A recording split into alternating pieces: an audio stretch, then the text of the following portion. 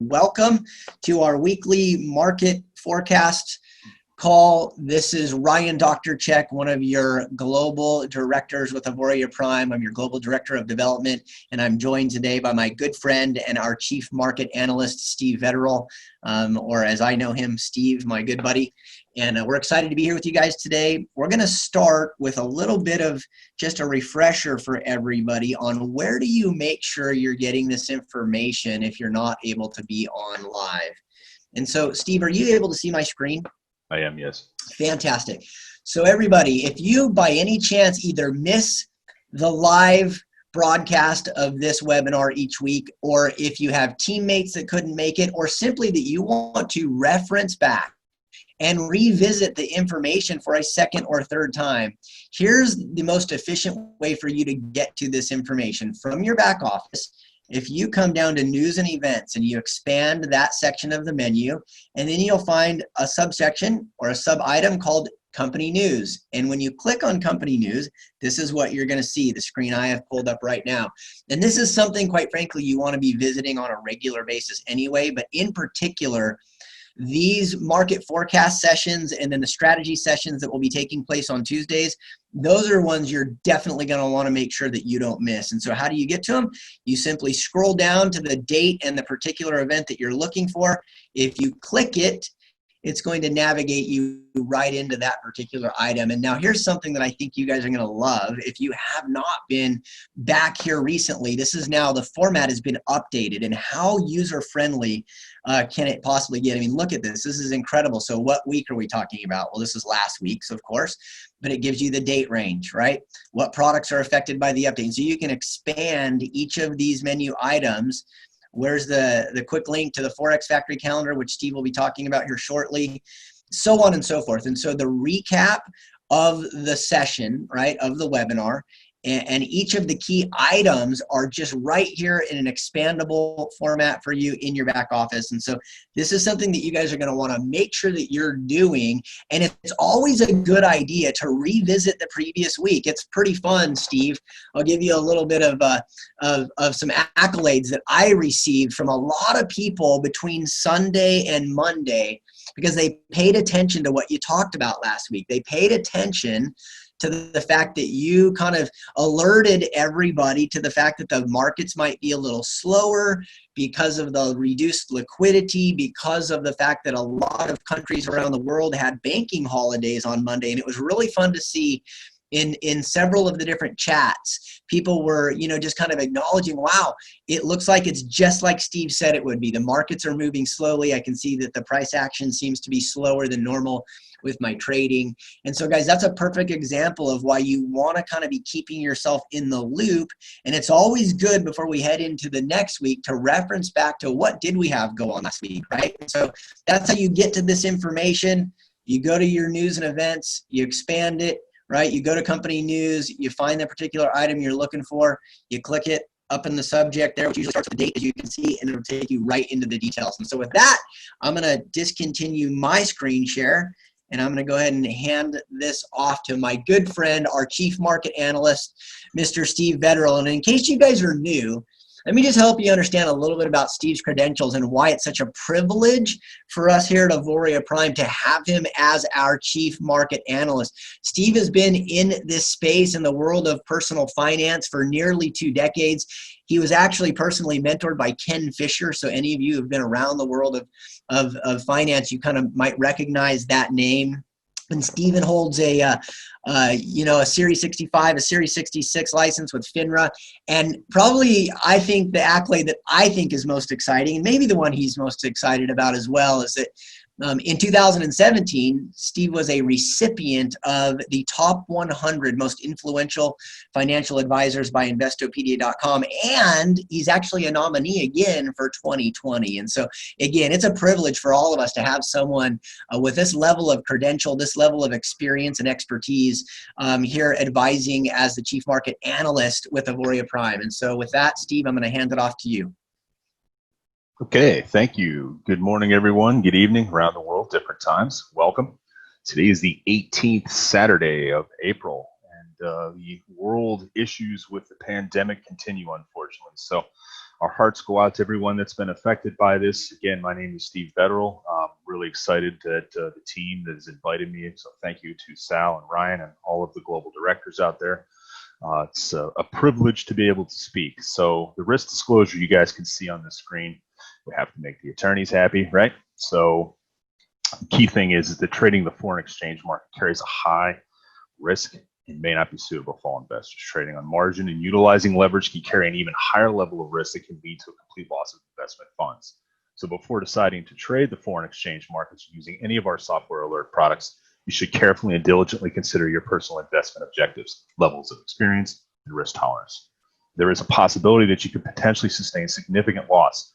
You should not invest or trade any capital that you cannot afford to lose. It is your responsibility to be aware of and understand all the risks associated with foreign exchange and to seek the professional advice from an independent certified financial advisor if you have any doubts.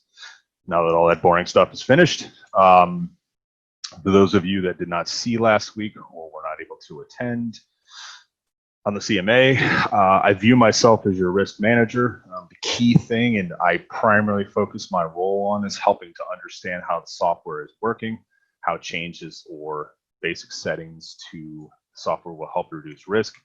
I highly suggest, I cannot suggest to any greater level of degree, that you watch all of these weekly forecasts. I don't care if it's a recording or if you care to join us live, we'd love to have you. The key thing is you've got to have these information in the settings, got to have it memorized. Just know how the settings are. We're going to go through it again today, but I didn't really get too much of a chance to touch on this last week, but kind of how I view my role is, I'm like your internal software analysis geek, right? I'm going to do a deep dive, and Ryan and I and some of the other team, along with the developers, we've been getting pretty deep into this in the last week. So we're trying to develop a format for the weekly in terms of how we go through this. So I'm going to do a recap. It's actually going to probably the forecast and the forward settings on Saturday. I think we're probably going to change the recap to Tuesday. We're shooting to have these around 10 a.m. Pacific time on both of those days so that everybody around the world can view it live, especially our important partners in Europe. So we're also going to solicit some feedback from the community and our subscribers on how to sort of make this better, okay? If you've gone in and watched the videos on how to set up and go through with your upline managers, how to set everything up, that's important, but we're going to go through the settings as we'll do almost every week. So I typically want to start the week off with, let me switch the screen share over to the other. I typically want to start the week off, as I do with my clients and some of the other things I speak about, is what's going on in the markets. Usually most analysis, in my opinion, very briefly, should start with US equity markets because it pretty much drives what's going on globally. So what you're looking at here is a Yahoo Finance screen of the S&P 500 on a 1 month Hey, chart. Steve, Yeah. I hate to cut in on you. So we still have the slide deck displayed. You may need to discontinue your Yeah, I'm going to switch over now. How's that? Perfect. Excellent. Getting ahead of myself, right? So we're looking at the S&P 500. This is the Yahoo Finance screen.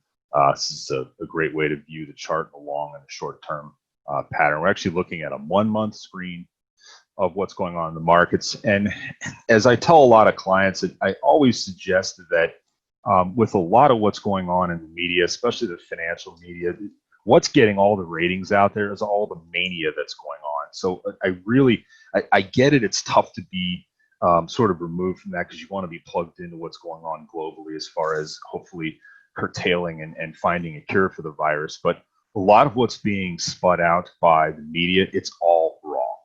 And if it really was that bad, we would not have seen the ridiculous bounce that we've seen in equities all the way off the 2200 level. And we bounced tremendously just in the month of April. Now, granted, the drop was really dramatic, right? It was historic, but it also brought with it a tremendous amount of volume with it. So hence, a lot of folks were buying down near the 22 and 2300 levels. As you can see here, it offers a tremendous amount of support over the last few years. So, I expect potentially that this may be somewhat of a dead cat bounce if things continue to get worse. and that we may go back down and test those levels again. It's entirely possible. So switching over to the Forex markets, I always like to take a look at, just the main, the three majors that I usually pay attention to are the US dollar, JPY. I almost always start the analysis off with the euro. Want to see what it did. Obviously, it's been wild, hence why we're highly suggesting the settings inside the software be, just to a very conservative position. But looking at what went on, again, the US dollar has begun to just strengthen across almost all currencies, as can be seen, both with the euro US dollar and the US dollar JPY pair. That's the same thing. Also, I posted last week, which I like to always take a look at the on the weekend as I'm forecasting, just kind of what's going on with three main pairs that I trade. Are they in a bearish or a bullish for a shorter period of time? Obviously we're in a bearish pattern with the euro because of the strength in the dollar. Same thing could be said for more of a sideways view with the USD and the yen as well. Let's jump over to the Forex calendar real quickly.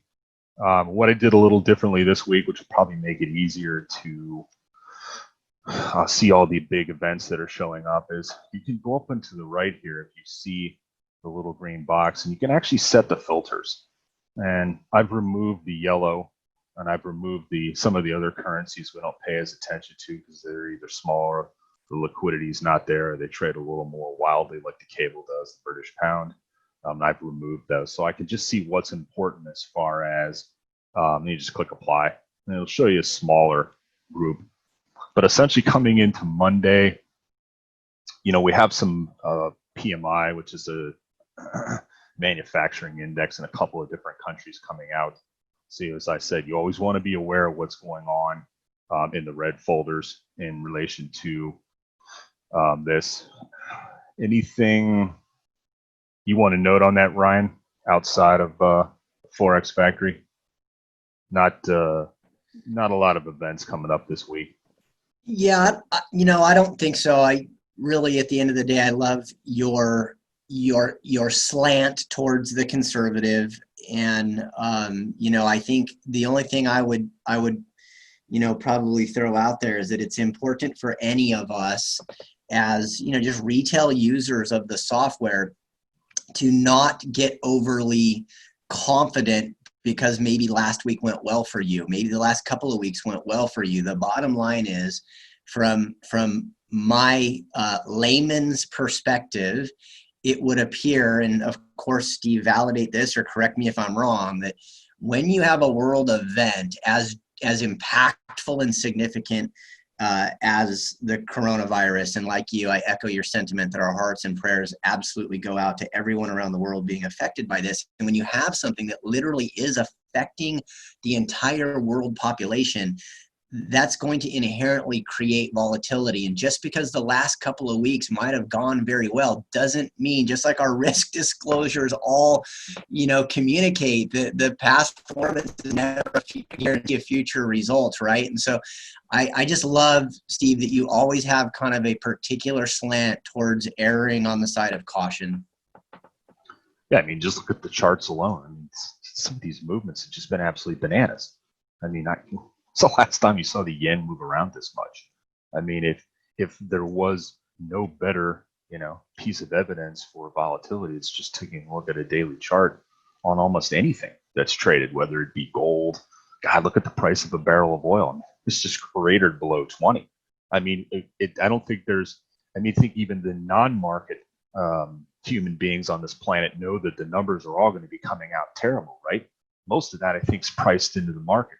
We may very well, in a lot of these commodities and currencies, come back down and test some of the lower lows. But the point really being, without just beating a horse, which I have a tendency to do, is really just stay away from a lot of risk. Unless you have large capital to trade, you're okay with a wider net cast across the software and its ability. Keep it conservative. So here's the Forex calendar. Why don't we get into, Ryan, unless you want to make any comments about anything that it's just a quick review of what took place. Kind of want to get into some of the settings because I think this is where the important part of our insight into what we're sort of experiencing each week.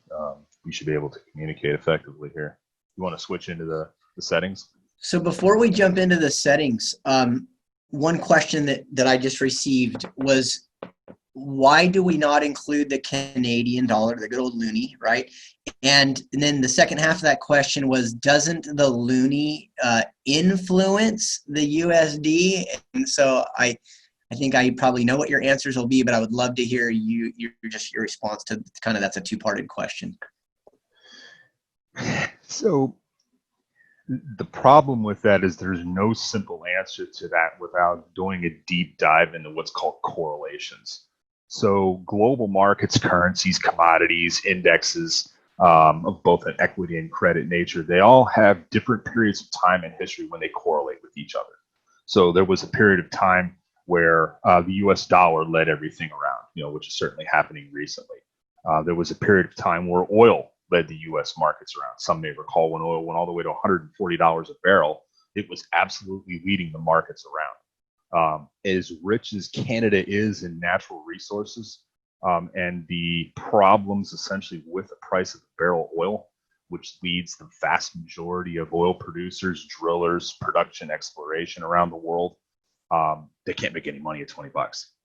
So that's part of the problem with why we're seeing a dislocation, if you will, among a lot of the currencies. There's really no way to sort of map them next to each other. Are they correlated? Are they uncorrelated?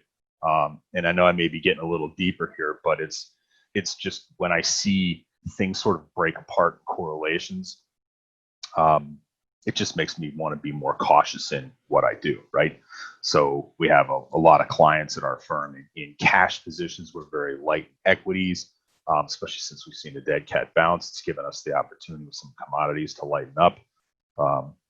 I always encourage, and I have a tendency to get off on a diatribe here, but I really love using FinViz. So I almost always start off with finviz.com, and they have a lot of commercials that pop up, which is kind of annoying.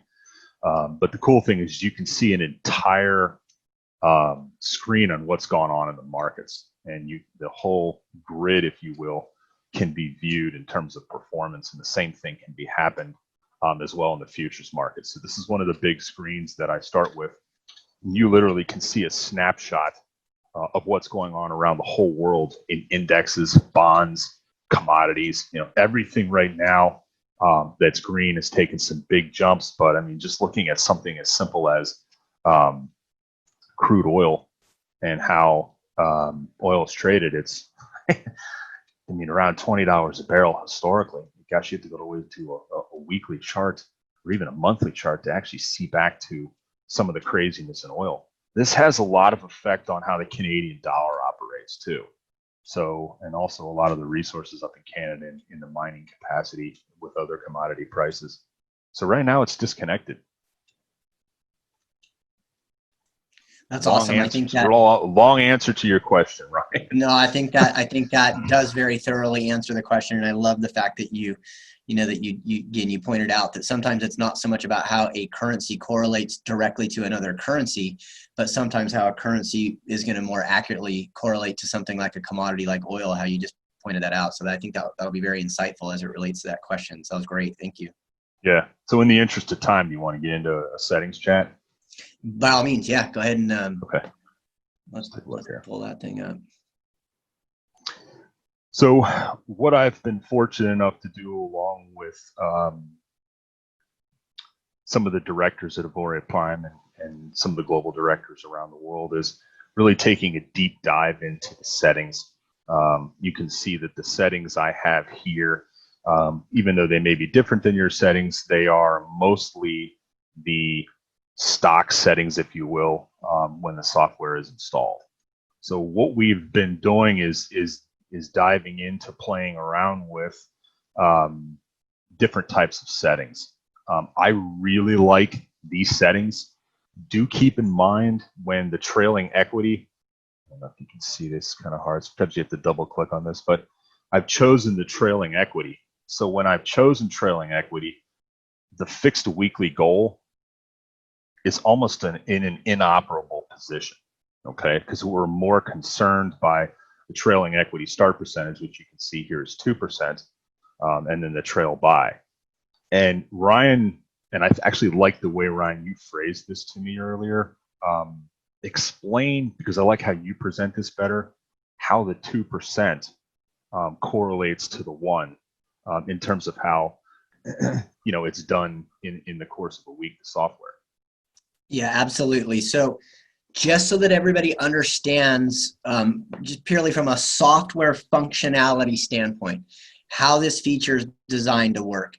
Whatever you enter for your trailing equity start, your account will need to reach that equity number before it triggers this feature to be affecting your trades. In other words, the trailing equity start will not activate, if you will. It will not kick in until your account has cleared that 2% equity number. Now, here's something very important for people to understand. There is a difference between your balance and your equity. We get a lot of phone calls where people are curious about trying to understand what they're seeing on their screen with their software.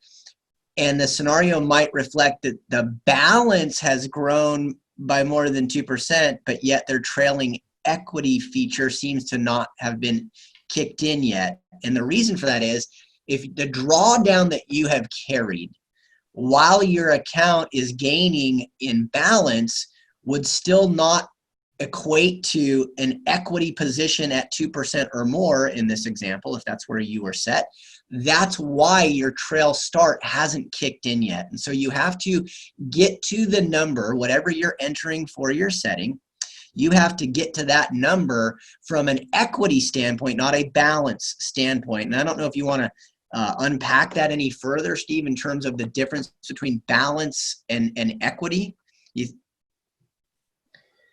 Yeah, but I'm trying to stay real big picture, So in all fairness to Ryan, myself, we've had some good conversations with the developers, and we're trying to get a feel for, what is the software looking to accomplish in the course of a week as far as the trailing equity and obviously the goals. But I'm trying to do a little bit of a deeper dive on that. I think you kind of said enough on that. What I do think is important, which I know some are going to disagree with me on, but when I spoke to the developers last week, they told me that a lot of their internal accounts that they use that are trading, they don't have the software trading past Thursday morning.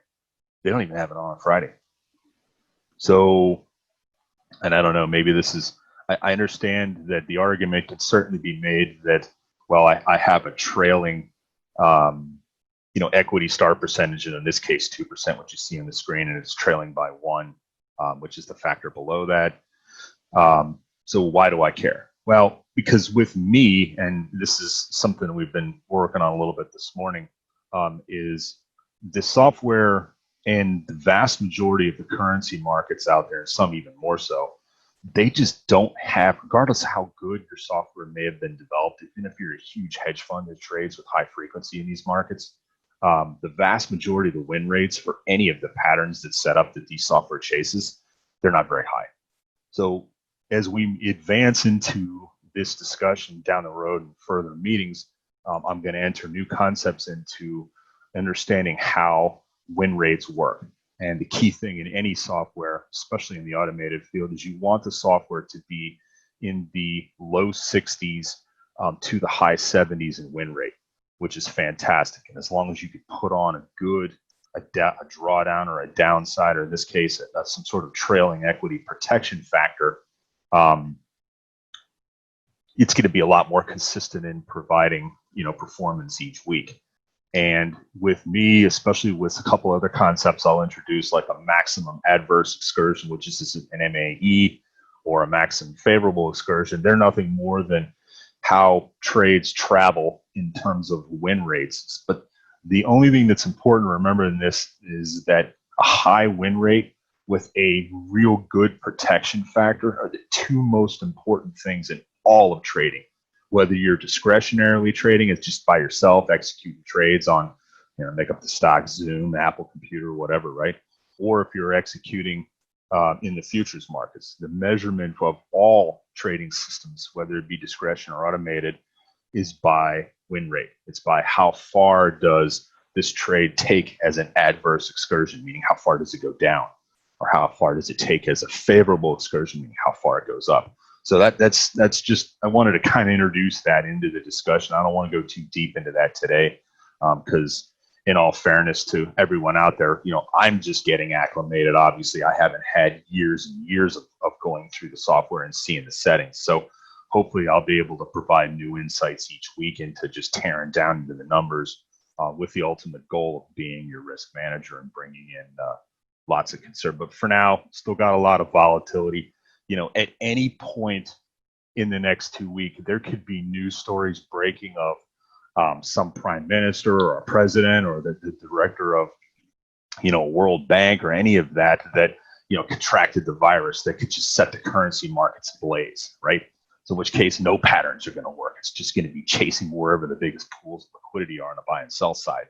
So I caution, even though some I know are feeling comfortable. Hey, I had a 2.5% week, which you can see this is what Einstein did here, the more semi-automated version of the software in the last week for me here. Or in some cases, I've been pinged, as I've certainly seen on Facebook, at the testimonials, but people have had really good weeks, which is great. But please, don't get comfortable that, I'm up 5%. Let's go change the settings all around, right? Because you're beginning to cast a wider net if you don't understand how that can affect your demo account, or God forbid, a bigger live account. It's going to be a problem. So I'll just leave it at that. What else do you want to address on the settings part, Ryan? I want to be cognizant of time here today. Yeah, we're doing great. I'd love to piggyback one additional thought based on what you were sharing. Another really common question that pops up is that people use, for example, this default profile here on the software with a trailing start at 2% and a trail equity buy at 1%. And then they'll reach out either in the chats or through phone calls, and they'll say, hey, I don't understand. My status, I have no open trades. My status says weekly goal reached, but I only gained 1.62% or let's call it 26%. And so just realize, everybody, that if the market changes direction and your account experiences a retracement equal or greater to whatever your trail by equity percentage is, then the software was doing for you exactly what it was supposed to do. If you find yourself logging in and you see a weekly goal reached, but it was less than, again, to use this as an example, what we have on the screen here, if it was less than 2%, but it was more than 1%, you had upside, right? What that, in the example I just gave you, what that told me when I received that phone call, that when somebody called and said, but I only have a 1.2% gain for the week, how does it say weekly goal reached? My trailing start was at 2%. Well, what that tells you is that the market actually escalated all the way to what would have been a 2.26% gain in equity, right? 2.26%. And then the market reversed direction. There was a retracement and it reduced by 1%. And that's why they were out of the market with a net result of 1.26%, because 2.26 minus 1 equals 1.26. And so for a lot of people out there, you're actually getting the benefit of your weekly, goal being reached by virtue of this brand new set of features in Alexander and Einstein.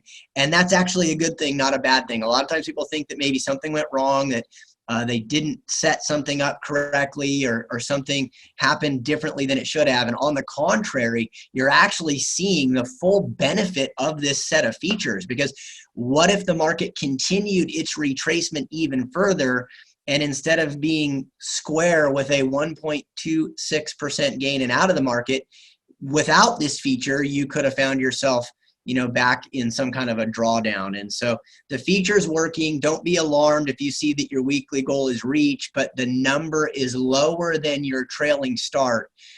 If you're out of the market with a weekly goal reached, it simply means that your trail equity buy feature was triggered, and that feature is designed to protect the gains that you already had for the week. So yeah, and one additional point on this is, if this seems slightly confusing, which I've had more than a few people tell me, we don't fault you. I would just, as the recording is produced and uploaded to the back office, I would just watch this over and over and over again.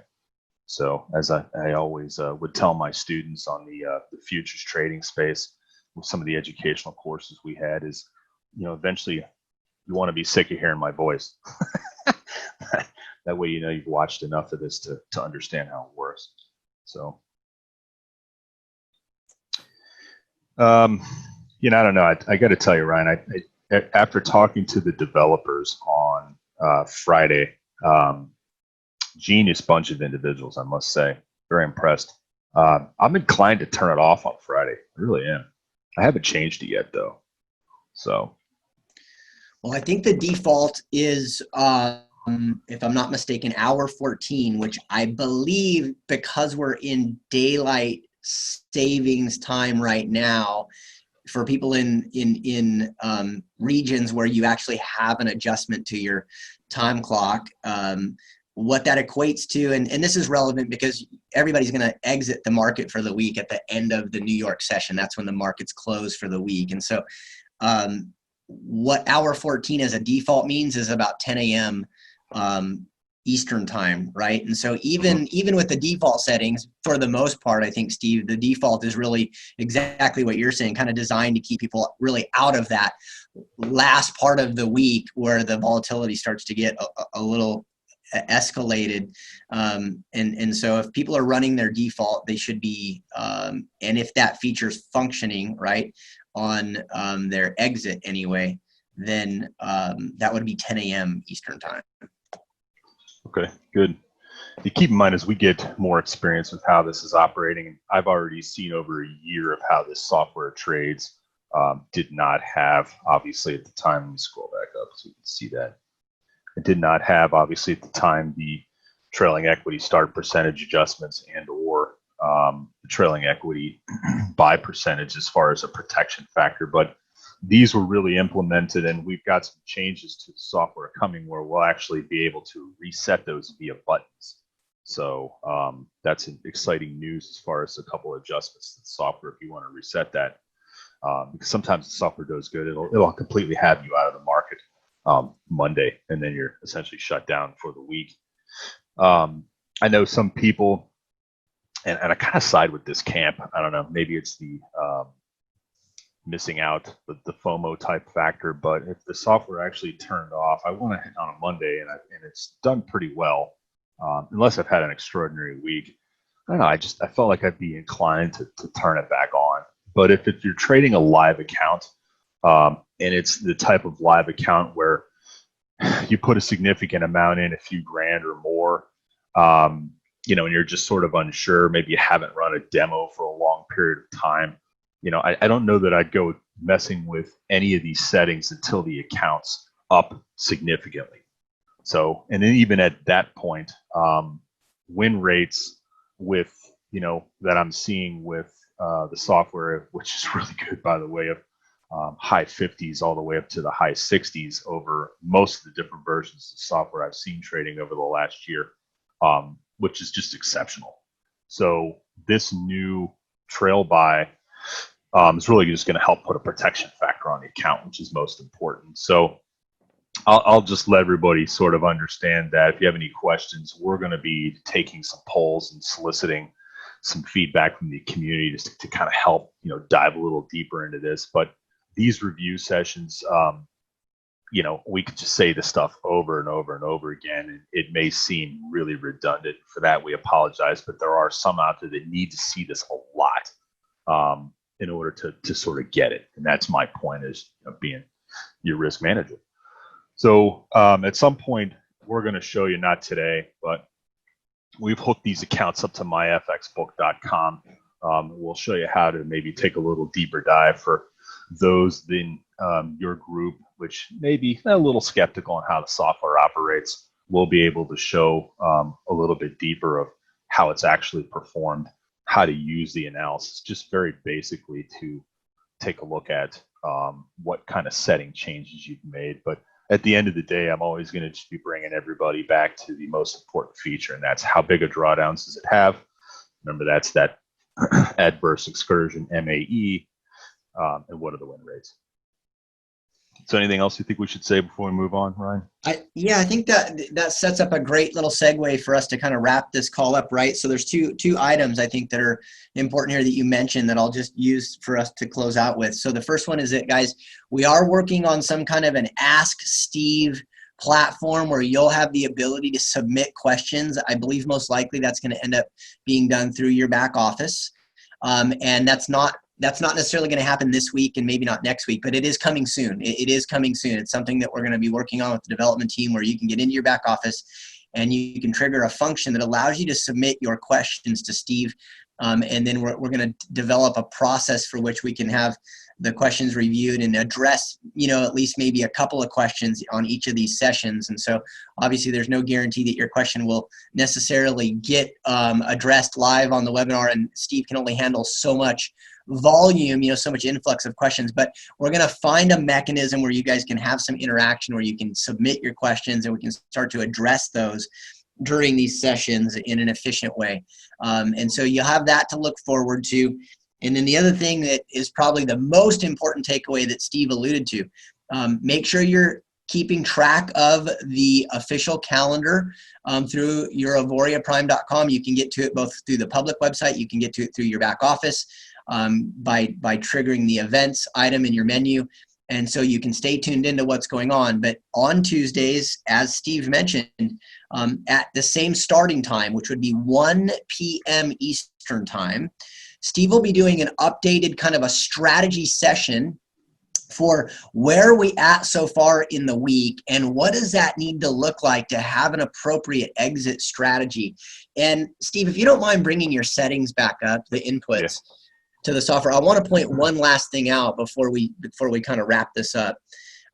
Very, very important, you guys. So we already talked a little bit about, and I know I love that you pointed out, Steve, that we're sort of belaboring a couple of key points on purpose, because we need to make sure everybody really understands these. And so when we look at this new set of features, the trailing equity start, the trail by percentage, and then the close out trail date, understand something, or I'm sorry, close out trail day, understand something. If your account gains a minimum of whatever your equity start was set at, then that means that feature has been triggered and it's actively operating on your current trades. However, if we get into Tuesday and the market has maybe been slow or it's gone kind of, into a drawdown, and this feature is not technically operating on your current trades at the moment because we have not reached whatever your trail equity start is, understand that the closeout trail day is also not affecting your trades at that point. And so Tuesdays are going to be crucial for everybody to be tuning into to understand how to wrap up your trading week in the most effective manner. And quite frankly, even if your trail equity start has been triggered and you're having a great week, wouldn't you want to know still how to maximize what Steve is seeing in the market to your own benefit? And so you guys are going to want to make sure you really promote this Tuesday session very, very heavily. I would venture to say that that's even more valuable than the Saturday session, because what you really need to be equipped with is what information do I utilize on Tuesday to understand how to effectively scale yourself out of the market, or use the software to scale you out of the market by the end of Wednesday. And so make sure you guys are promoting Tuesday. Make sure it's on your personal calendars, and you're not going to want to miss that. That is, to me, a priceless update for everyone's trading. And so I'm grateful, Steve, that you've got that as a commitment on your calendar. And I know that's going to benefit the entire global community of Auvoria Prime product users in a really big way. So thank you for that commitment that you've made to this entire community.